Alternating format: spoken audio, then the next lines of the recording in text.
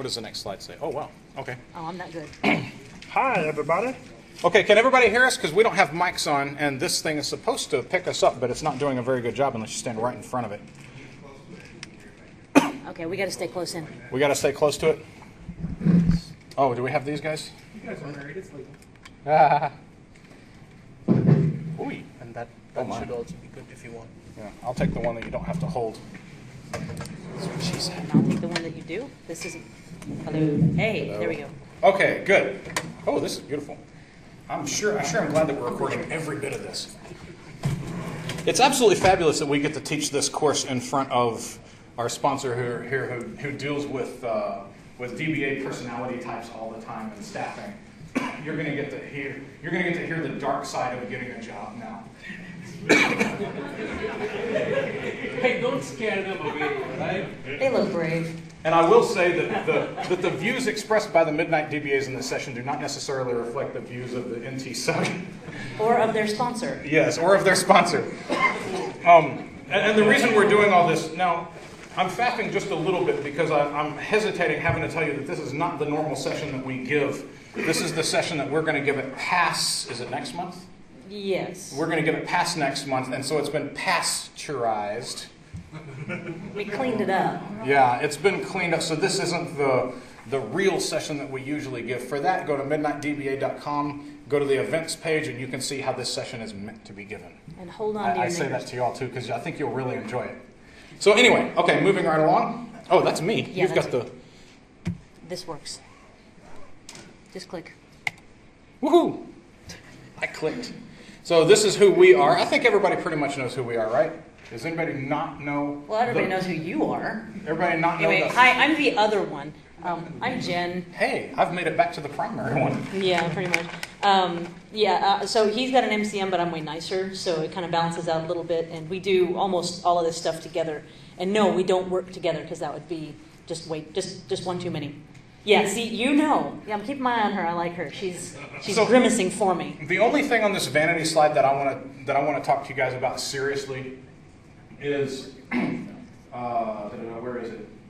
Is the weekly web show right here, DBAs at Midnight, every Friday night at 11 o'clock our time. That's central for somebody in Istanbul who picks up the recording later. We do a web show on databases, database life, IT life, anything that... Interviewing, various rants. Anything that pisses us off. Cool at work, recipes. Vendors, just all kinds of things. It's a good time, but we also like to, through our pain, we teach you IT. I've actually got something I want to point out on here. Is second from the bottom, the DBA roadmap. Oh yeah, I forgot Is about the that. one thing that we have monetized outside of our jobs. The roadmap is a much expanded version of this session tonight, talking about interviewing, talking about studying, talking about materials, talking about our lovely friends, the recruiters. And we're giving away one free DBA roadmap tonight, so one more piece of swag, good stuff. Yeah, it's 5.5 hours of us talking about ourselves. Let's move on. It's okay, it's broken up into pieces.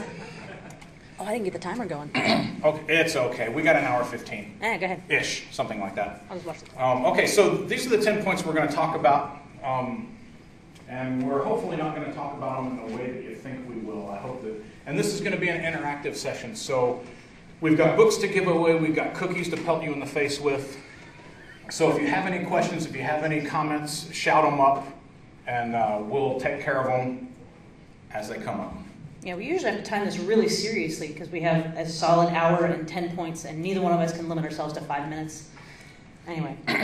Okay, prepare seriously. I'll let you start.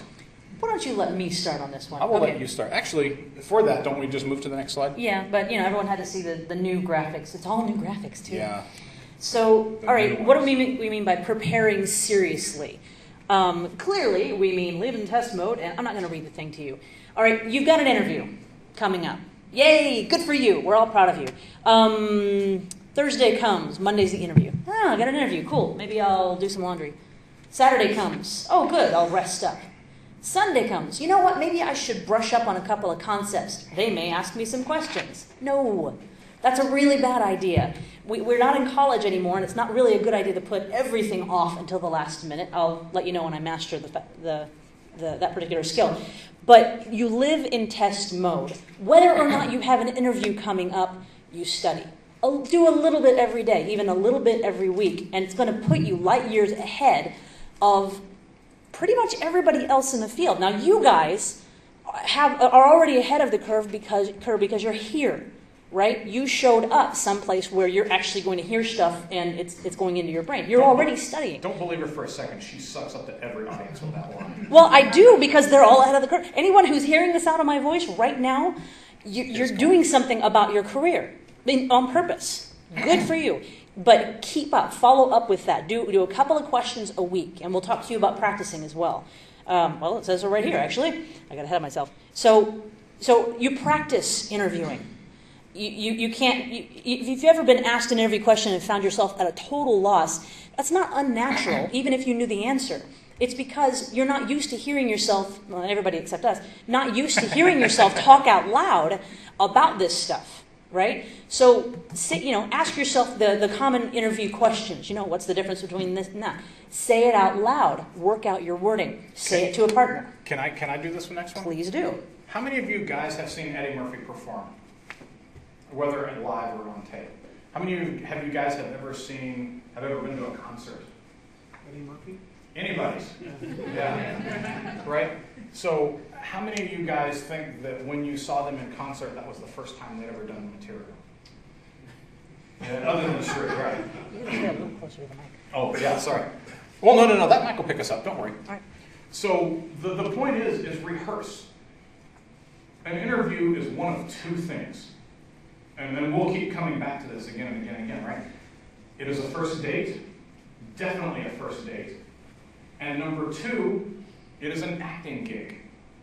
You are acting because you are trying to put your best foot forward, just like on a first date, right? You don't tell them, I leave the cap off the toothpaste, and I leave my track marks in the laundry. I use the Lake Star. Yeah, exactly. You don't say all that stuff. You put your best foot forward when you're on a first date, and you put your best foot forward in an interview, telling all the good things about you, right? Hopefully, we'll get to some of that later. But rehearse. If you have an answer to a question, and I usually like to put somebody in the spot, so I'll put Kelly on the spot, right? So what do you think that you're going to be doing in 5 years? What's your 5-year goal? But you see, the thing is you should already have an answer. You can't have every single answer. You don't know what stupid things some HR guys are going to ask you. But you should have all of your answers, all your tech answers. What's the difference between a clustered and non-clustered index? What's the difference between mirroring and replication? Give me some new improvements in SQL 2012. All of these things you should have down, and not just, I'll go over it, but actually look at the answers and say them out loud. It's muscle memory. If something strikes you funny, slip in a little joke. But practice that joke every single time you do it, and your muscle memory will get better and better and better. Therefore, when you're in a panel of guys sitting there firing questions at you and you're nervous as hell, and you're the only one and you're sitting here like this, right? You're trying not to fidget and all of that. You're not going to stumble on the answers as much. Your brain actually will kick in and do it for you.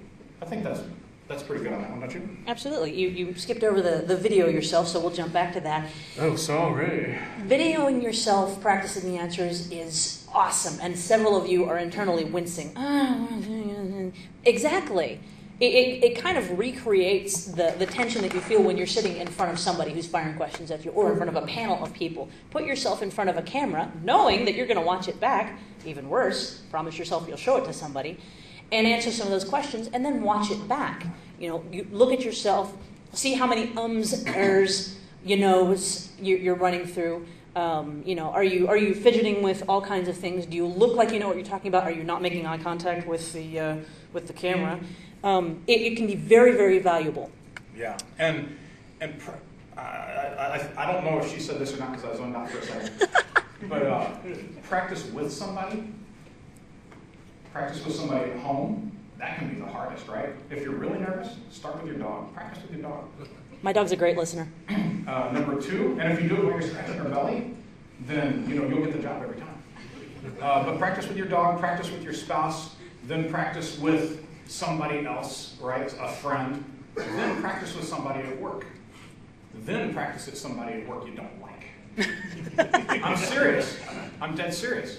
Because the more uncomfortable you make yourself during this process, the better prepared you're going to be. then, if you can, bring some people in from the user group and have them stand in your bathroom while you ask questions while you're in the shower.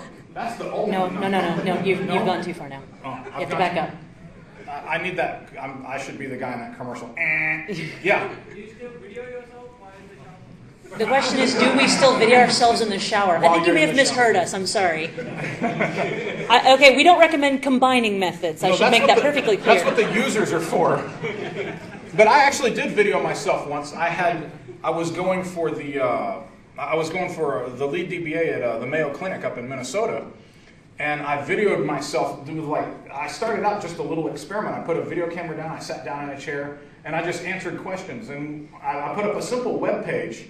And it was the question like, what's the difference between a clustered, non-clustered index? And you click on that question, and it brings up a video with the answer. And I did I don't remember, 40-something of those. And I had a couple guys, when we did the phone screen say, you know what, I saw that, and I thought it was kind of quaint. And I watched a couple of them, and then I couldn't take my eyes off of it. I went and watched every single one of them. It was so fascinating to even think of that as a concept, that we don't have to ask you anything now, because you asked us everything that we were going to ask you and more. If you do that, just make sure you get them all right. Yeah. We got to move on. Yes, we got to move on. I'm being told we have to. How did you do that? Like, with the arrow key. I tried that with the arrow and it didn't work. He's a master in SQL. He can't run PowerShell. All right, so now that you've practiced out loud, it's time to learn how to shut up. This is a skill that we should all know how to do. You guys are doing pretty well right now. Although we didn't ask you to, so, But there's something about being in a situation where you're supposed to speak that you just can't stop yourself. This is one of your favorites. You go ahead. I have no idea what you're talking about, because I never have that problem. Every time I shut up, I'm supposed to shut up, and every time I'm supposed to shut up, I actually shut up, and I never ever run off at the mouth. Okay, here we are. So what do all these have in common? Those of you that have seen this session before, or the real part of this session, give somebody else a chance. But what do these guys have in common? I'm sorry? None of them are talking? Well, it's a picture, so no. None of them appear to be in the action of talking, in the middle of talking.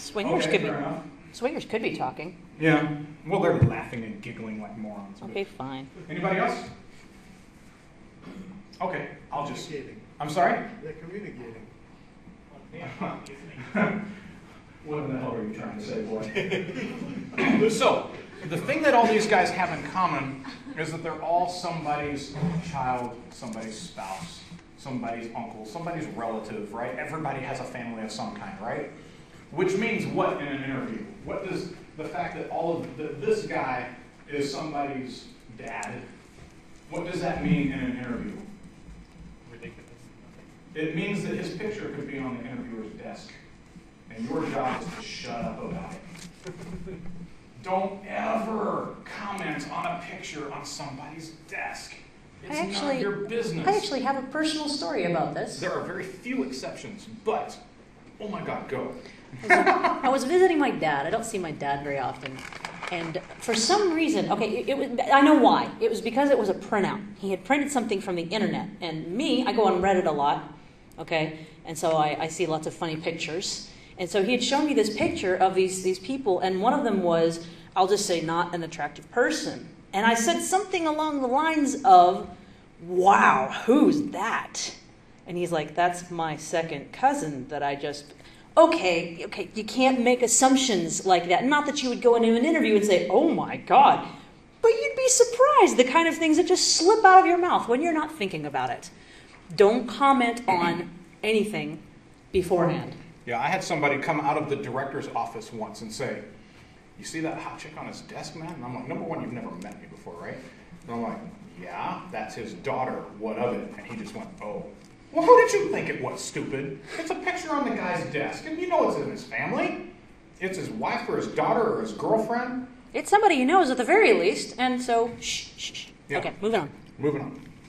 The only things you can comment on stuff like that is if somebody's standing there with a big bass, you go, hey, nice bass. You can say stuff like that. Yeah. Hey, nice sailboat. What kind is it? So who's going to do this one? You do this one. I'll do this one. It's your story. Okay. So shut up before the interview.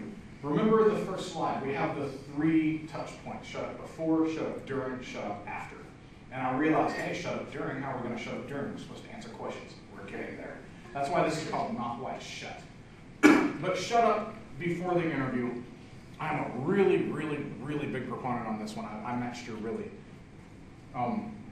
So what do I mean by that? From the time you leave the door to the time you get into the interviewing room, you say nothing to nobody about anything but the weather, or maybe not even that.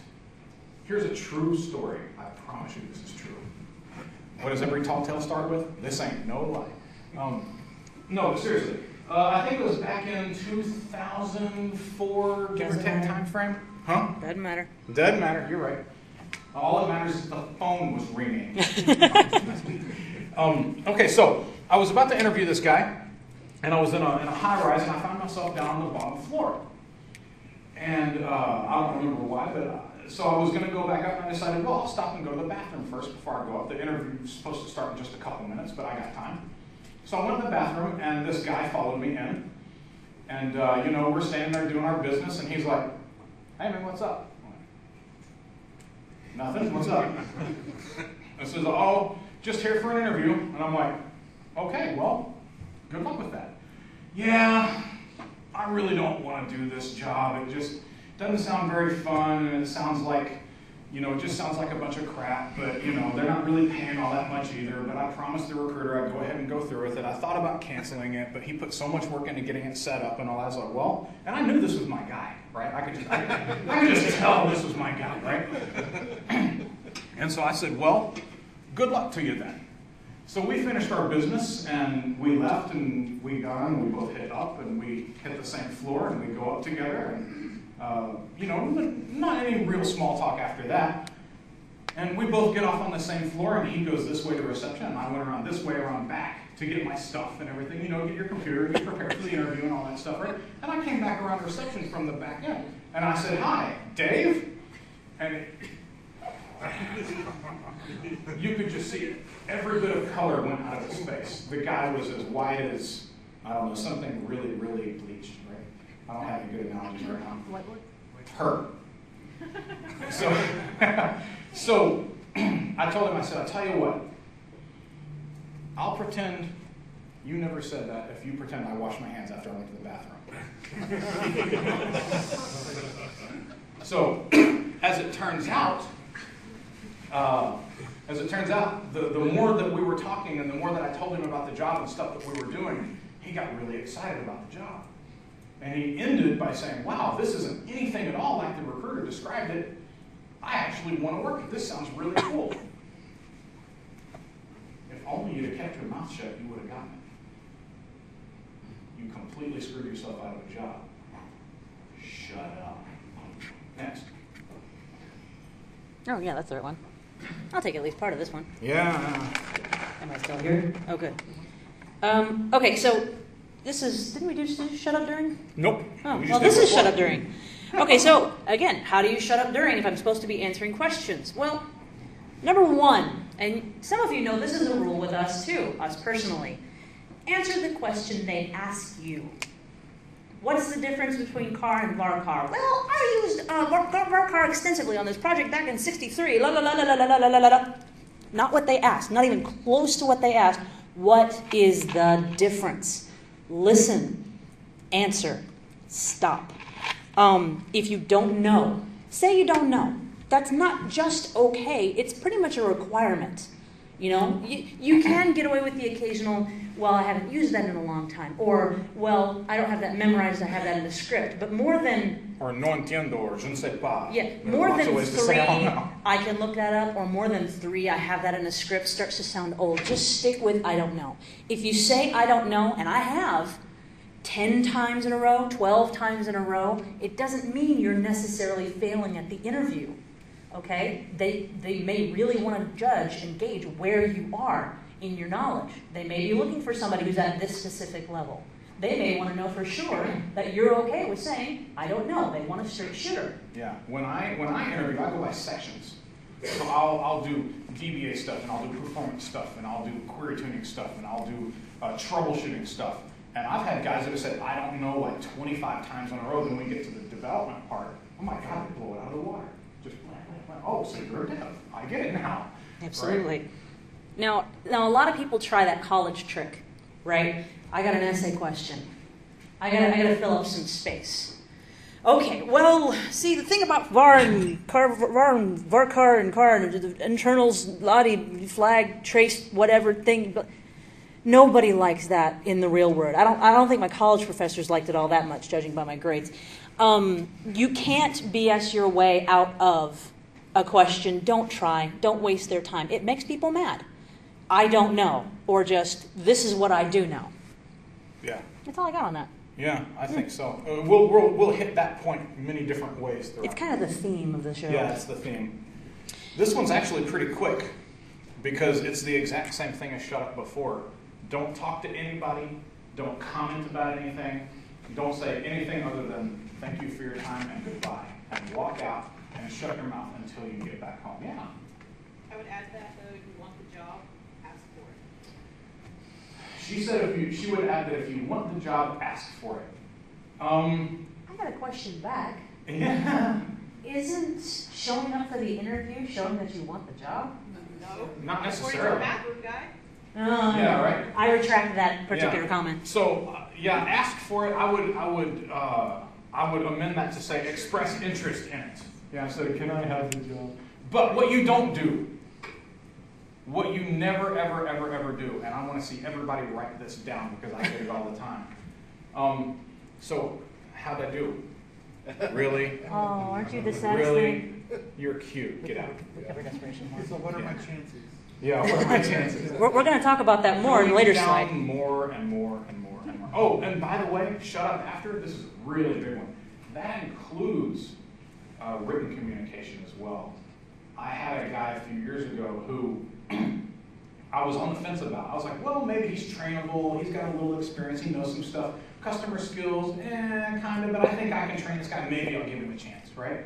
Then he proceeded to send me email after email after email. Now, that doesn't sound too bad in the worst possible grammar you have ever seen in your life, to the point where I couldn't even tell what he was trying to say sometimes. Okay, so you didn't tip me to one side of the fence, you walked up and you took a sledgehammer and knocked me over to the other side of the fence, because now I have nothing to do with you whatsoever. Yeah. I have heard that sometimes companies are waiting for you to call them and find out to see if you're really interested. Do they not? Is that not true? I have heard Or is that. it I have heard that wives' tale myself. Never heard that. I have no problem with somebody a week or two after I interview them shooting me a quick email and saying, hey, just keeping myself fresh on their mind, just finding out where you are in the process. I personally have no problem with that. Well, yeah, because especially if you don't have a recruiter, you want to find out, did Yeah. they fill the position? But it's all the suck-up stuff afterwards. Oh, I looked up the answer to this question. I found out that I was wrong, and here's the real answer. And and I should have known that because I use this all the time in the thing. And I get this 2.5-page diatribe about how you used varchar. I don't care. The interview's over. Let it go. But there's nothing wrong with emailing a couple of days back saying, hey, thank you for the interview. And, I got no problems with the quick email with somebody saying, hey, thanks for your time. I hope to hear from you soon. Because I have no problems with that. one short communication is a form of shutting up. Right. Just right. like saying, I don't know. Right. But I've gotten written those written thank you notes that they say that you're supposed to give mailed to me like 6 weeks after we even made the decision. And I'm like, thanks, Dave Smith. And I'm like, who the hell is Dave Smith? Tear that up and throw it in the trash. I don't even know who this guy is anymore. Right? There comes I'm sorry? Dave Stein. Yeah. So, there comes a point. I wrote on there the varchar guy. Come on, what more do you want? So there comes a point when it's just too much, right? The 50s style HR stuff just doesn't hold water anymore. So if you're going to do it, keep it to a short email and move on. I know you're telling me to move on. We got to keep kicking it up. Yep. All right, confidence. Now we covered this a little bit, right? Starting with the handshake. Hey, good to see you. Oh man, that's learn how to shake hands. I mean, there's got to be YouTube videos on that. There has to be, right? I want to ask the recruiting specialists over here. What segment of people give the best handshake in y'all's experience? It's a valid question. I'm sorry? How do you mean by segment? I'm going to leave that wide open because I usually, when I say who gives the best handshake, people say Tom Hanks or something. No, not a specific person, but which, religion, gender, profession, however you want to segment I that. would, a sweeping generalization, but older gentlemen. Older gentlemen? Okay. Experienced. Sure. Anybody else? Huh? I was going to make a guess. Oh. The Dutch. The Dutch. The Dutch are excellent handshake artists. Yes. Fire, military, or veterans? Absolutely. In general, in IT, the best handshakes we've gotten have been from women. Just flat out. I don't understand why, but guys give me one of two things, right? Guys, get over here. Quick glad handing. I'm showing them good. I'm the one up for election. I'm being Get over helpful. here. Anybody want to kiss my baby? So I get one of two things from guys. I get this fishy thing. Either I'll get the fingertips or now I'll say that I'll usually get the fingertips and the wishy-washy stuff from non-Americans. From sports guys, right? The guys that have really good handshakes, they try to take my hand off. And I'm like, dude, right? No, that's not a good handshake. A nice firm handshake, look them in the eye, right? And you don't want them to say, my eyes are up. Right? So look them in the eye, but women have given me the best handshakes ever. I don't know why it is. Maybe they've specifically trained for it, It's but because they're much more competitive. I think it's such a small market. Maybe. You know what it's like. You get enough handshakes from guys, and they don't really try to crush you, but you want to at least be able to meet on the same level. yeah. But I always tense up my hand when I go to shake a guy's hand because I don't know if he's going to try to kill me or not. And a broken hand is not the time to find out.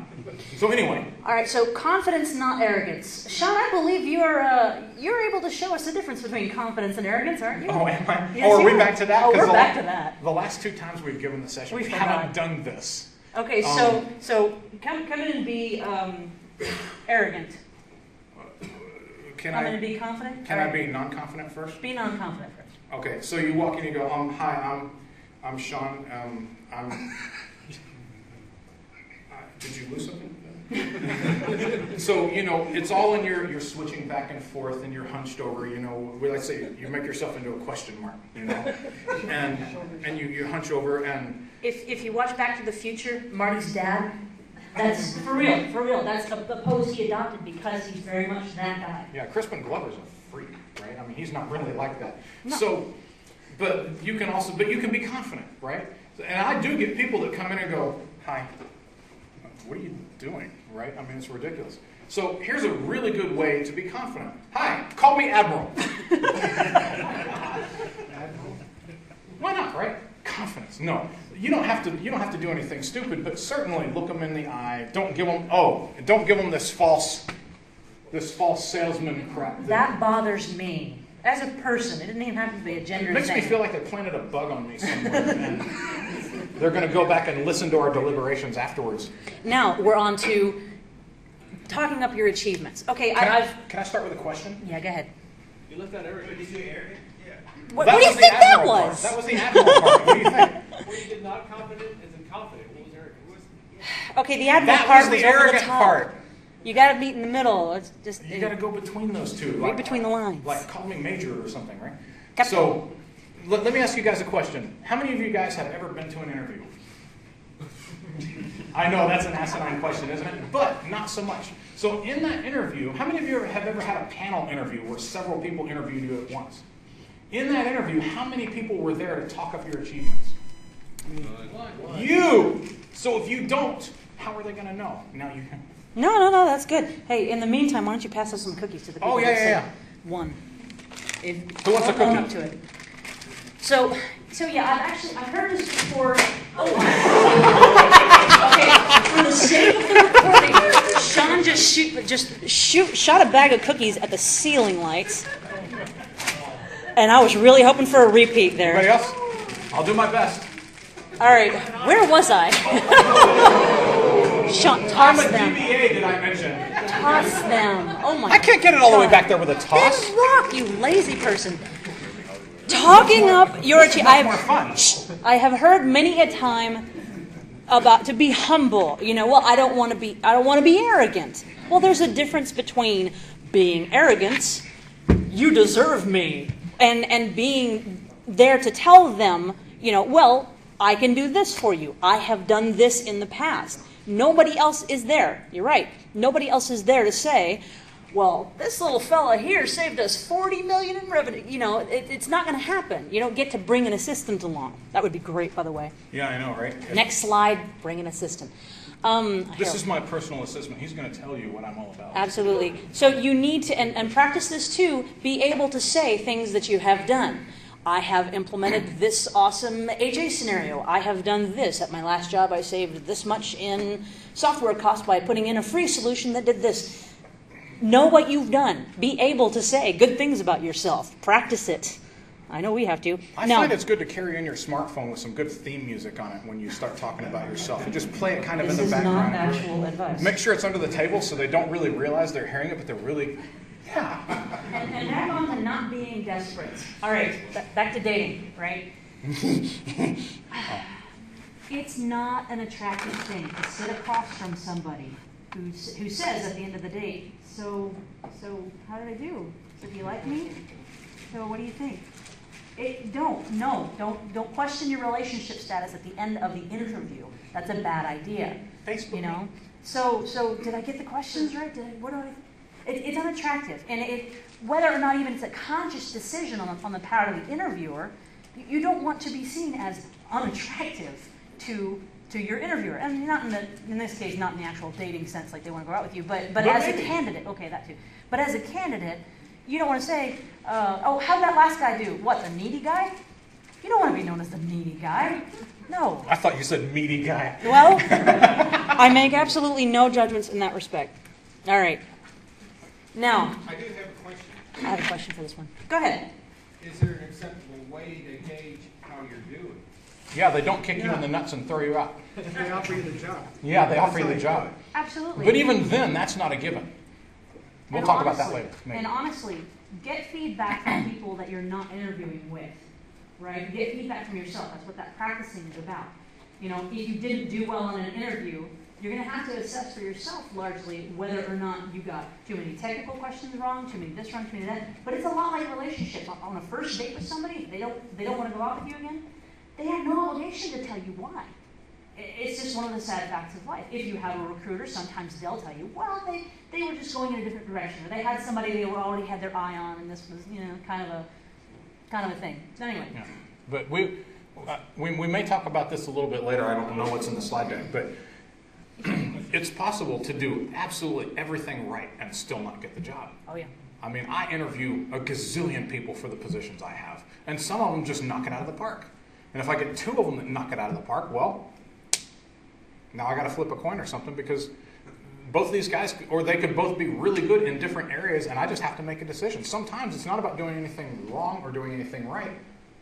Sometimes it's just not. Yeah? Yes. In your previous slide, there's one line about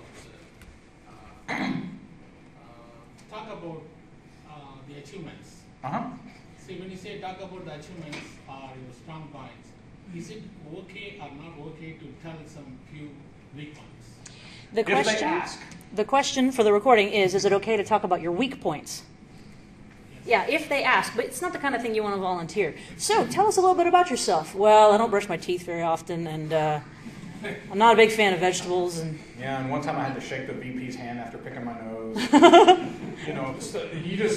But what you can say, when we say talk up your achievements, we say stuff like, well, I overhauled the security for, the entire company, or I implemented, an 80 scenario replication, or, I led an effort to bring all the databases up from 2000 to 2008, something like that. I mean, keep them nice, short bullet points, and they'll ask you details if they want.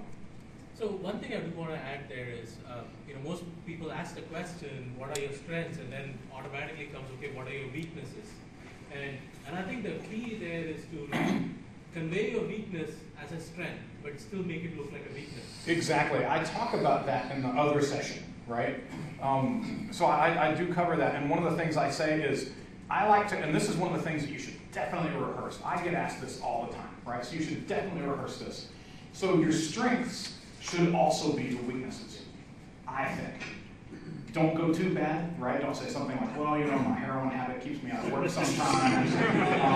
You know, I can't stop staring at all the secretaries in the office, and HR keeps me on speed dial after the first couple of months. But what you do want to say is something like, well, you know, one of my, because they'll usually ask them in tandem, right? So what are your 3 strongest points and your 3 weakest points, right? So you'll say something to the effect of, well, one of my strongest points is that I'm very detail-oriented, right? And unfortunately, that's also one of my weak points, because sometimes, every now and then, I can get mired in the detail of something and forget the overall picture that I'm arguing over the color of a button instead of actually getting the page working, right? So a rule of thumb that I have is never give a weak point. I'm going to say this again. Never give a weak point without a way that you're dealing with it, without a way that you have to solve it. And how I solve that is I'll set an Outlook reminder every 10 minutes to say snap out of it and get back to work or something, right?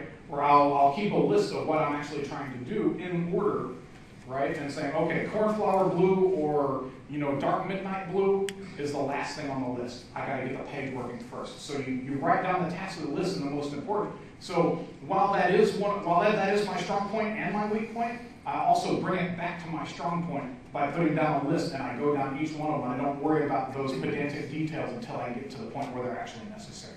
So don't give a weak point without giving a way that you've come up with to solve it. I'm late sometimes because of one thing or another. I have no way to solve that. I can't get the meetings on time, no matter what. Don't know. What are you going to do? All right?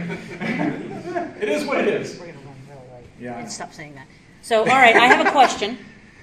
Hands up, whoever thought you'd see a slide written by us that says, be professional. And there wasn't a joke about that. For the recording, there's not a single hand held up. Not even mine. No. There's a joke. In the title, there's no joke in the title. No, we're serious about this. Be professional. But not what you think. Not what you think. We don't subscribe to the 1950s suit and tie, I have to wear stockings and all that jazz. We don't believe in that kind of professionalism. I've never worn a tie to an interview, but stockings plenty of times. Yeah, well, we don't believe in that kind of thing. We do believe in professionalism. We believe, for example, in answering the interviewer the way he's asked, in conducting yourself in a way that's confident, that conveys a certain thing. These are all part of professionalism. Another thing is about keeping it about business. And there are solid reasons for this. Do not discuss politics. Don't make any women binder jokes in interviews. First off, half of the interviewers won't get it, just like half of you guys didn't get it. Do not discuss religion. Do not talk about children. And there's a little invisible asterisk next to that one, but we're going to talk about this. But I can't see it. It's invisible. Oh, okay. Do not talk about politics. Why? You guys answer this one. Everybody has their own opinion. Everybody has their own polarizing. opinion. Exactly. It's very polarizing. It's a really bad idea. You know, you don't go on your first date and launch into why this politician is 10 shades of a jerk and that one isn't, because you're gonna, that's something that you reveal on, I don't know, the 5th date maybe. Might be on the other side. Might be on the other side. Do not discuss religion. I've seen a lot of people treat religion as kind of a secret handshake, as kind of an in. Yeah, You know, that bugs us. That's not a good idea. You have no idea who your interviewer affiliates with, if anybody. You have no idea. They could be of the Baha'i faith. They could be of Muslim faith. They could be a Christian. They could be an agnostic. They can be any sort of thing. Snake charmers. You have no idea. It doesn't belong in an interview. Yes. I have a hard time with that one because I'm young, so I don't have a very long work history, and part of my work history started out at my church. I'm very active in my church. Okay, now- I do lot That's of a clear stuff. exception. Is that okay? That's beautiful. I mean- I'm glad you brought that up because it brings up the point that I was about to bring. For the recording, the question was, my first job was at a church. How do I deal with that? Go ahead. Right. There's a difference between discussing your last place of employment. No reason to hide where you worked last unless it was for NAMBLA or something, right? And discussing religion. Okay? Good example. And by discussing religion, I don't mean by, hey, how's the Lord and your Savior teaching you today? I don't mean that, which that certainly falls under the umbrella of don't discuss religion, but I mean what she means by those little N's. God bless you. Have a blessed day. Jesus be with you. Cut it out. It's a cheap theatric meant to make somebody a fake friend, right? We're the verbal club, right? It's the verbal equivalent of this. Of this, yeah. It's a tactic. Don't use it. It has no business in there. You don't know who this guy is. You just met him. You don't know who he is. Even if you've known him for 2 years, I would hazard a guess that anybody in here knows what our true religious beliefs are. And you guys have known us for years. And that's for a reason, because it's none of your damn business. I didn't say hell. God. Okay, so children.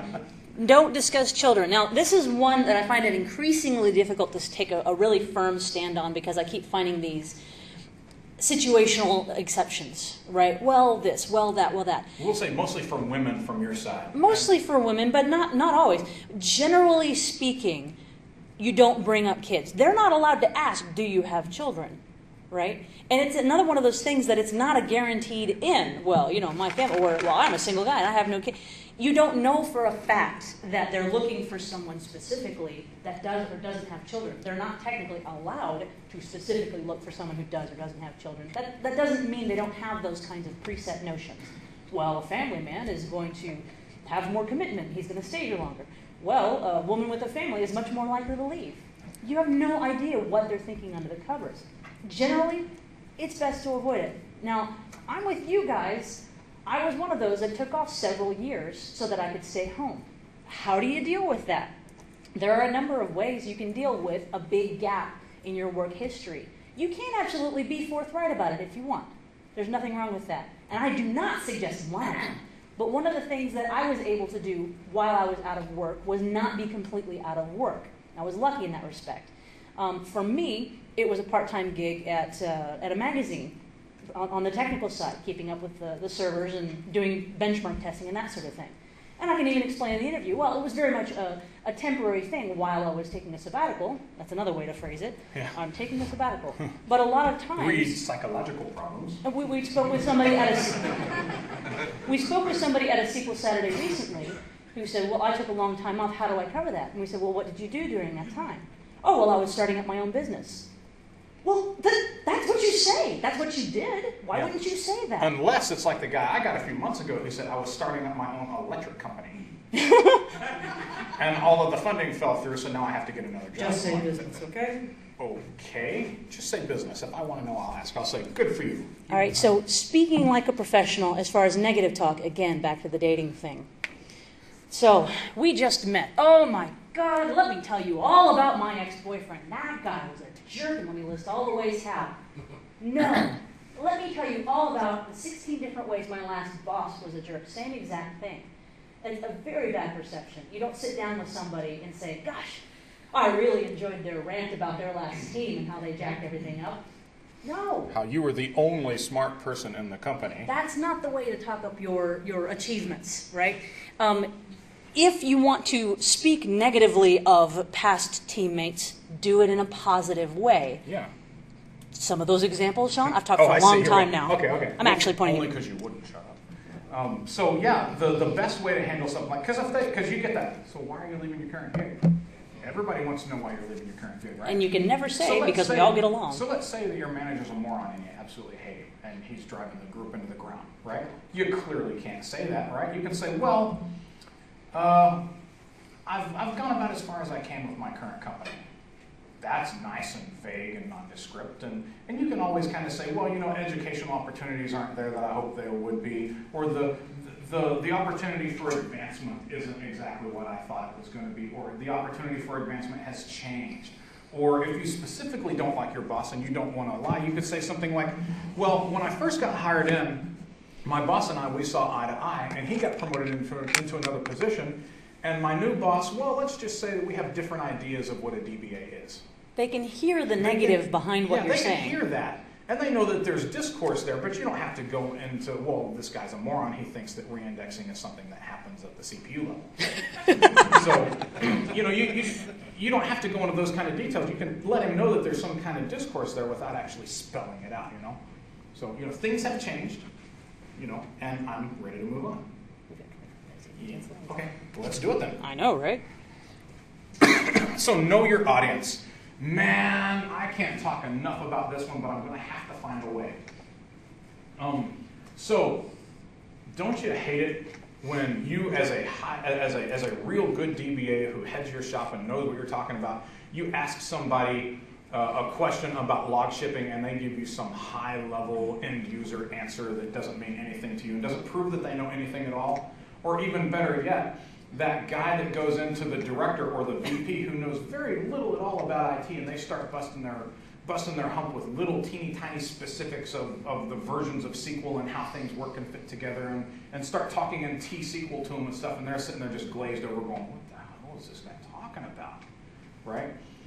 Know your audience. I've got some examples here if she will get through the slides. Well, I'm trying. Yeah, she's trying. Actually, it's this one, isn't it? Yeah, it is, but... So, this is going to be impossible for you guys to read. I think I'm supposed to read it to you. No, I'm reading it from here. Oh, she's reading it. So, we got a simple question here.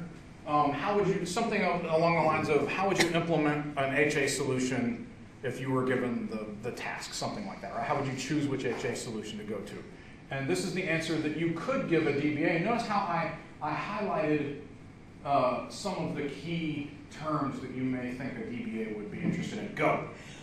There are a number of solutions you could go with depending on the requirements. You could go with replication, but you need to make sure the schema would support it. If all the tables don't have primary keys, then you would be best served to move to another solution unless you're able to make the changes. Next in line would be mirroring, which would allow you to do auto failover, and redirect the clients, but many apps aren't written in such a way that they can take advantage of that. So you may not be able to use that as a selling point. That doesn't negate mirroring as a solution, though, because you can still have zero data loss if you're on the right version of SQL Server.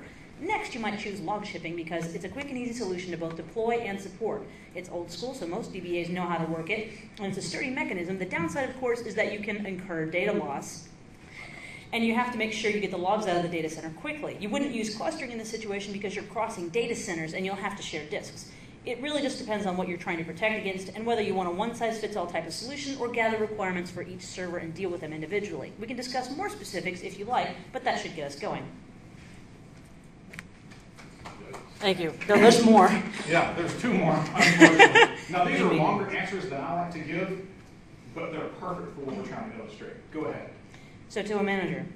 Well, it depends on your budget and your requirements. Off the top of my head, I would choose mirroring because it's fairly easy to build and maintain, and you get it for free. I would stay away from third-party solutions because they tend to be expensive, and the learning curve introduces mistakes that you won't realize until you need to count on it. However, mirroring is a solid solution that will allow you to piggyback your production licenses to your failover instances for a month before you have to true up, so it's a great solution.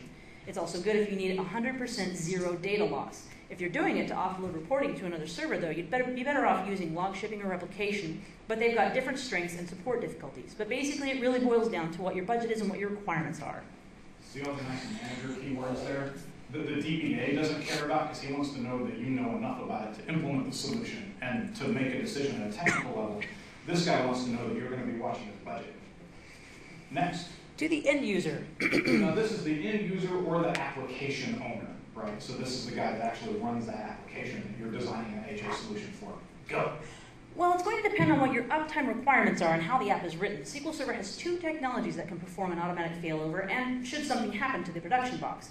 The first one's clustering, though going between data centers, I don't really recommend it because it shares disks, and I think you want a complete solution. The other is mirroring, and while it can require you to change the connection strings in the application, you can probably just add the failover partner flag to your connection string, and then if a failover occurs, you don't have to worry about it. The key here is that we can get you something that has very little interruption to your application. There's no way to have no interruption. Anyone who tells you that is lying to you, but we can minimize it greatly and recover gracefully in a way that will be transparent to your users. And of course, if you're trying to offload reporting, then we need to make sure we throw that in the mix so now we don't have to do double work. The important thing to realize is that nothing we do is etched in stone. We can always change our method if new requirements creep up later. All of the thing that applications people care about just went away. There we go. Uptime, complete solution. How do I implement this solution? Oh, we'll just add the failover partner flag to your connection string, and you're done, right?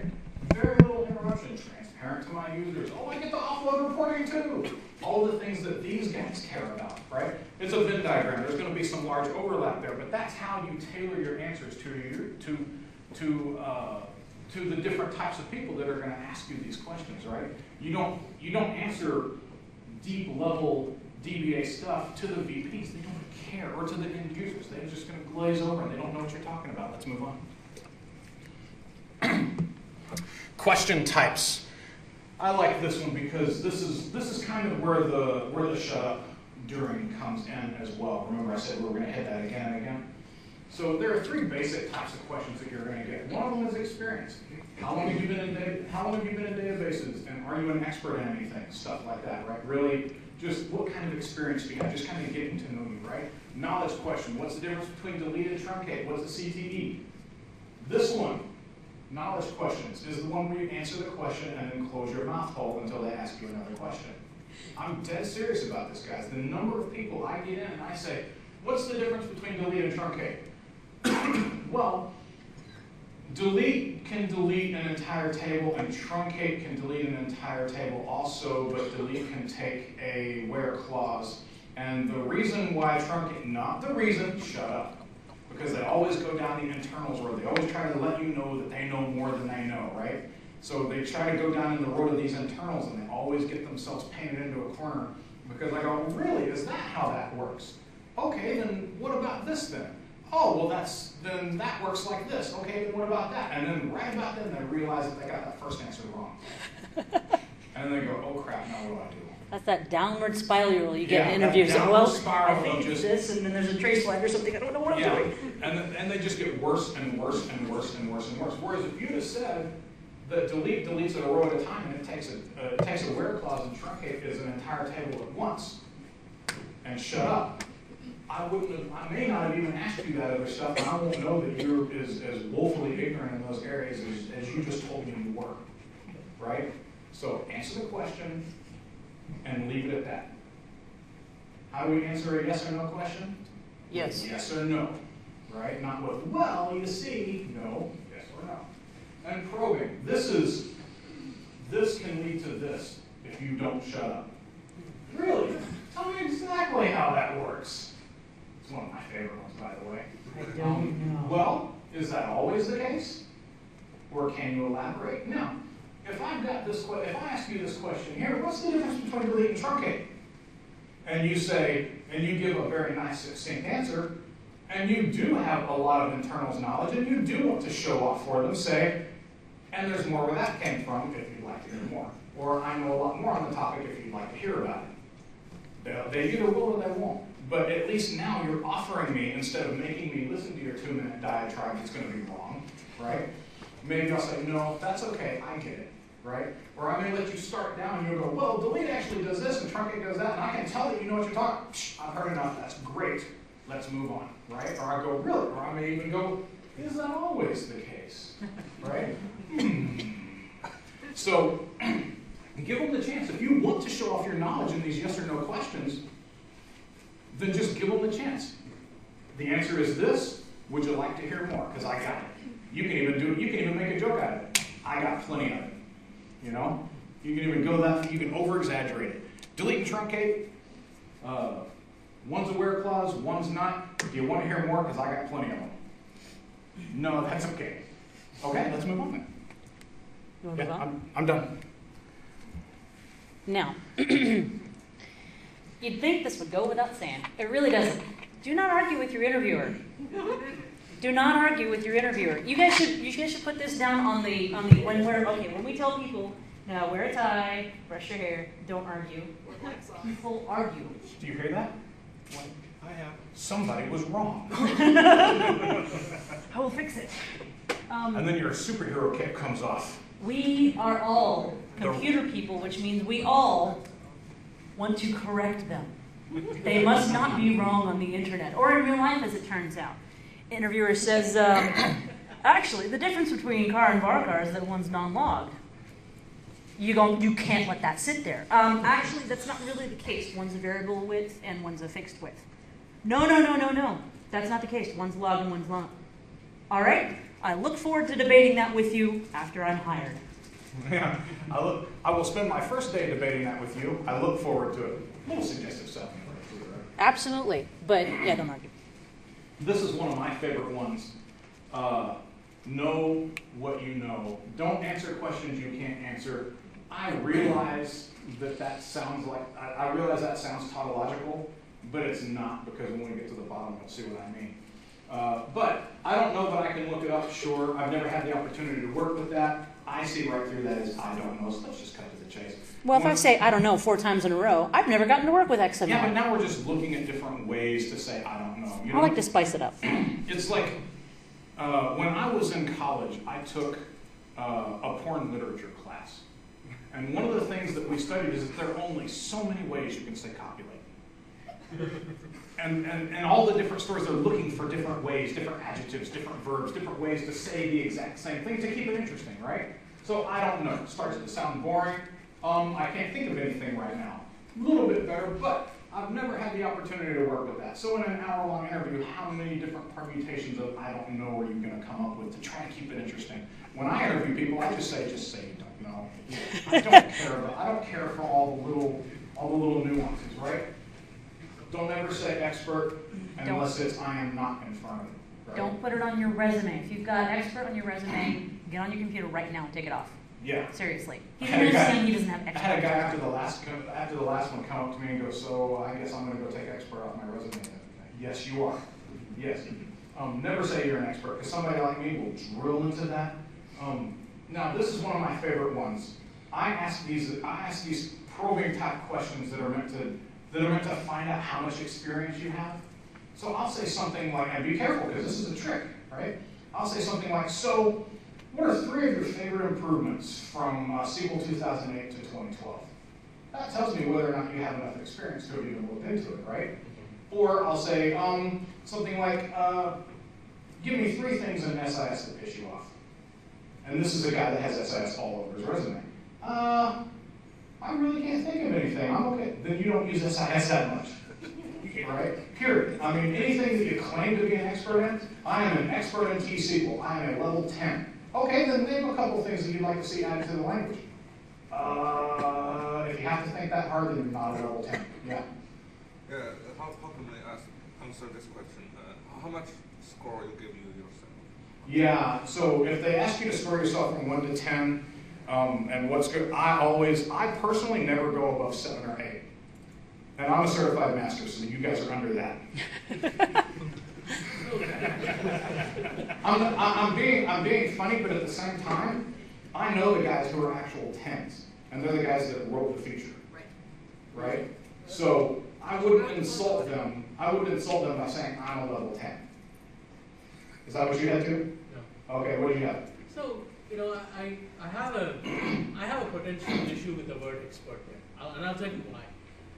And there are recruiters in this room, so I want to be careful about what I say. You don't have to be careful. But look at this, right? The job requirement says a top ETL developer, blah blah blah, right? If I just put knowledge of SSIS, or if I say expertise in SSIS, who would you pick, one over the other?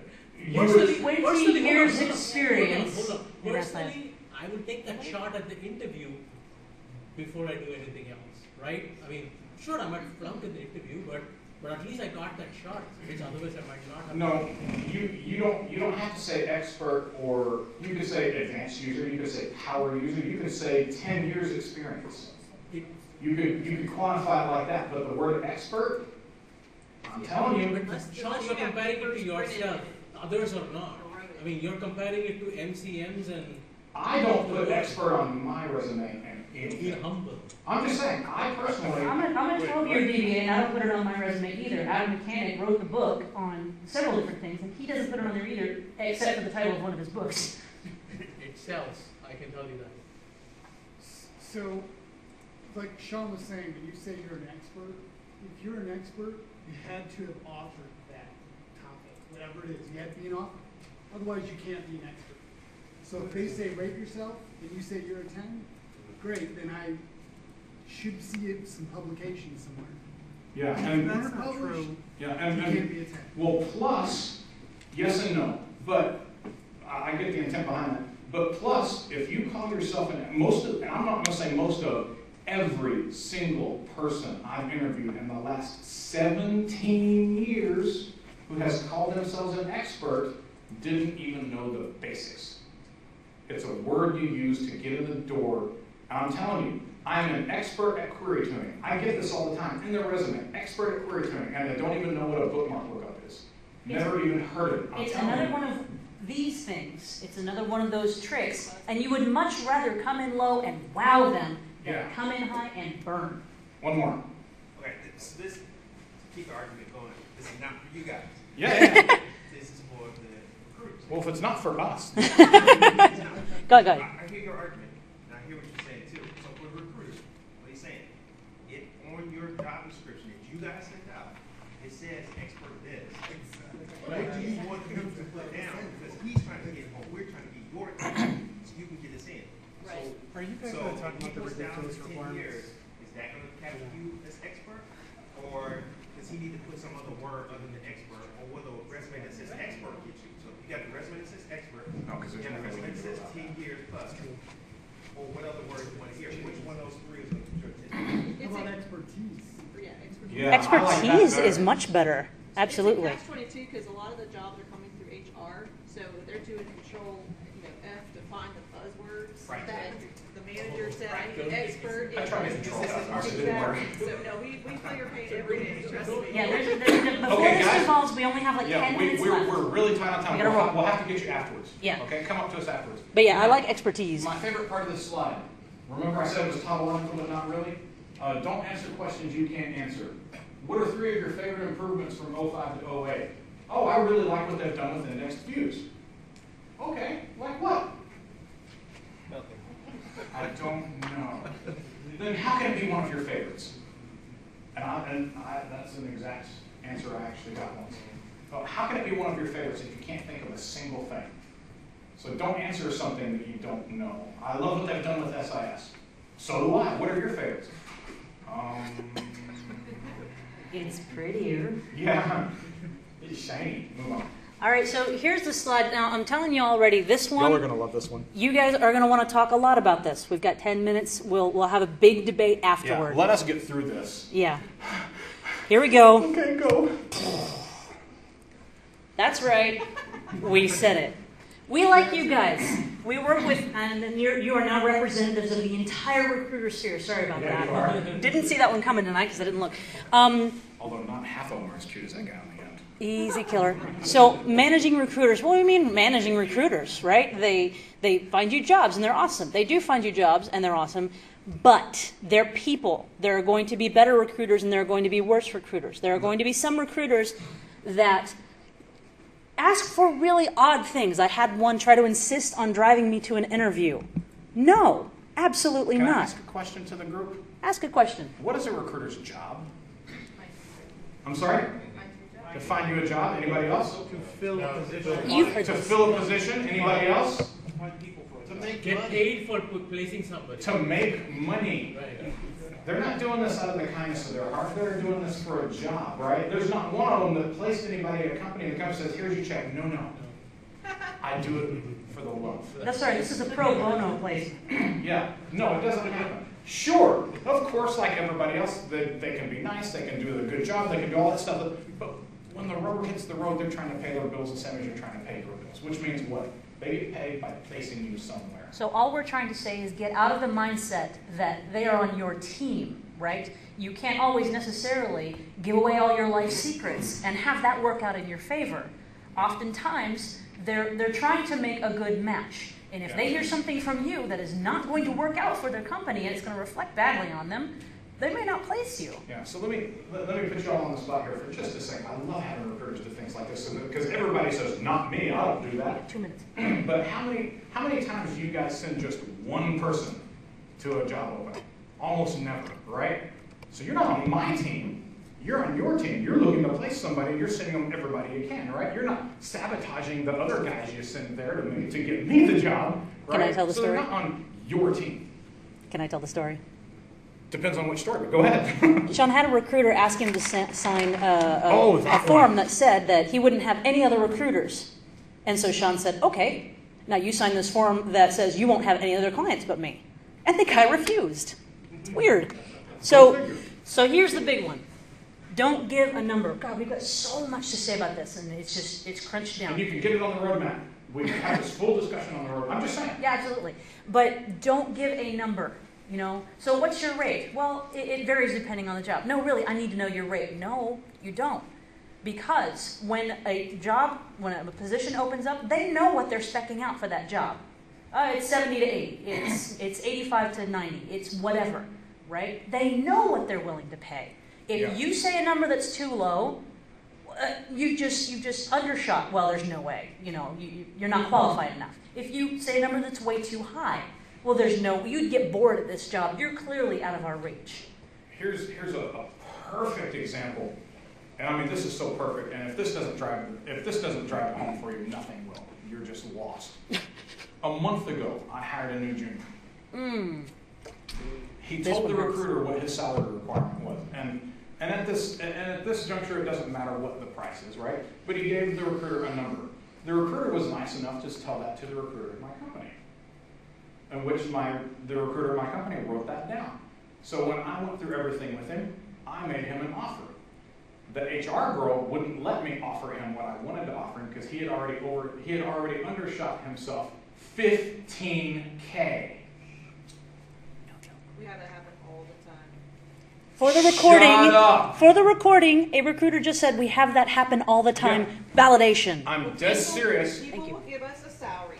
They'll go in and fill out the application. Yep. They'll put their true salary out, and we've submitted at 10, 15K over, and like, what are you trying to do? Don't give a number on the form. Yeah, never, ever, ever give a number, not even to your recruiter, because you don't know that your recruiters are going to turn around and give it to somebody else. Well, there's not a company, and there's also not a company in the world that has a position open up that they don't know what they can pay. The answer is open. There will be pushback on this. No, I really need to know your number. No, you don't. They know what they're offering. Yeah. I need to talk to them. I'll tell you if I can work for that. If I can work within that range, there are a lot of things. There are a lot of intangibles that go along with that I'm not willing to list out for you right here. Opportunities, sending me to conferences, the knowledge I'm going to get, being able to mentor under somebody really big. There are all kinds of things that go into play other than just basic salary. Well, and let's make sure we're talking full-time versus contract, because exactly. We definitely have to have a number. Yeah, you definitely have to have a more solid number for contract. But even then, a lot of times the company does have an idea what they want to pay. So I kind of feel like there should be some discussion of a range of where you are currently, where would you like to be. There's always the 10% range. Go for it. Salary, hourly, whatever it is. Absolutely. And the client's got a budget. What do you need to make a move? We need to know where you are. Right. And obviously a number has to come up. Right. And when I do that, you're the one that's going to give that number from the client. Because I will not give it. I have been jacked over by too many recruiters. And so you and I have never worked together, so I don't know. I will give you a range and say, is this within your range? Yes. And I will say yes or no. Yes. And that's good. That's perfect. But as the guy looking for the job, his job is to give you the range, not the other way around. If somebody insists on a number for me, I will say between 5,000 and 500,000. Can you get in that range somewhere? Yeah. But if we're not within a system window, I'm going to throw out the ridiculous $12 an hour. How's that sound? That's contracting. That's a little bit different. Or 24K. Yeah. Then I'll say, well, if it's 24K, then no. Okay, great. But give me the real. We'll talk more about this after, because this is the kind of conversations we get into on the phone too. Yeah, and this is an example. Hold on, there will be pushback. Hold to your guns. I'm not telling you what I made at my last job. I'm not telling you what my range is right now. That's it. Okay, moving on. Yes, one more question. I had a recruiter that found me my current gig, and they told me the range was this. The company came back to me and told me the range was $3,000 less than the bottom. Nice. Offered me the job for $3,000 less than the bottom of the recruiter. To repeat that for the recording and for the room, the recruiter gave her a range that was slightly higher than the company offered. I don't know what to say to that. Maybe a bad disconnect. Maybe you got to dishonest somebody. Yeah. All right. So. I ended up talking them up to the minimum, but I was expecting somewhere between those two numbers, not the minimum. Yeah. So it took me some time to figure it out. But because I was expecting more, it gave me the confidence to negotiate. Yeah, Right. negotiating. Now, negotiating is another thing that we talk about. We'll not just in say- this talk, though. Negotiate. We got it. That's all we can do because it's not on the slide. And Yeah, we're out of we can't time. do anymore. All right. Don't tip your hand. We've talked about most of these things. It's an interview. It's a date. It's a many things. But the interviewer isn't your friend either. I mean, maybe he is, but there's only so much power this guy has to get you the job, to the thing. Don't tip your hand on money. Don't tip your hand as far as being desperate.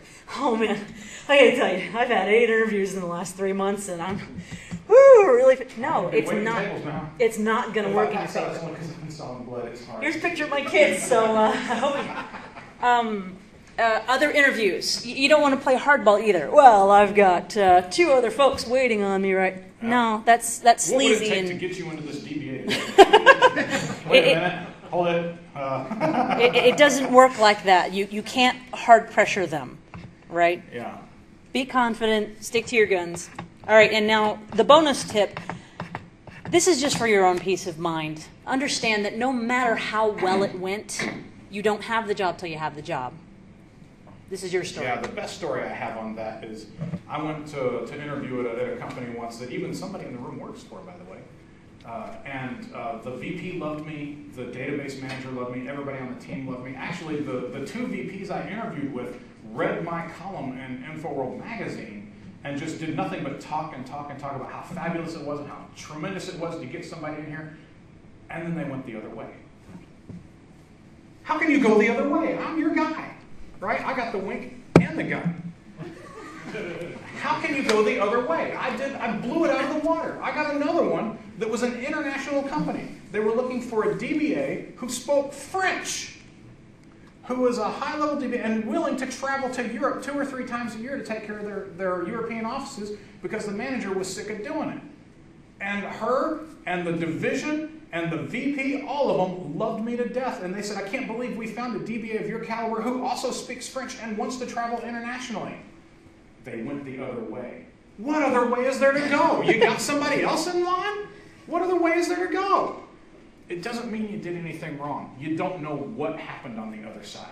Maybe they lost some funding and had to drop the requirements. Maybe they decided that instead they need a dev or they need a BI guy more right now than they need that other DBA. Or someone who speaks German. Yeah, you have no idea what happened. It's not necessarily a reflection on you. It quite often is, because I know most of you.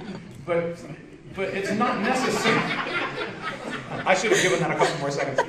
So it's not necessarily a reflection on you, okay? You can really do everything perfectly. Remember that Star Trek where Data played that guy in that game and he did everything perfectly and still lost? You can do that in real life all the time.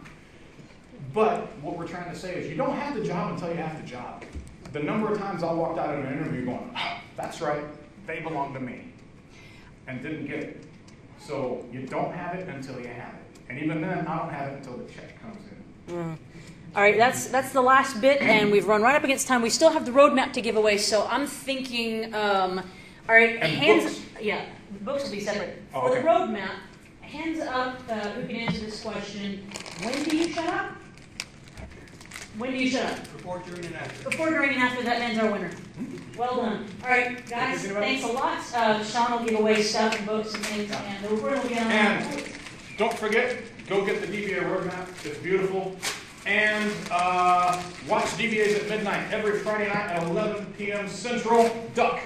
It's a good thing I said that when it was halfway through the air. Wow. Oh, sorry. All right, thanks. All right, guys, Thanks, that's all we got.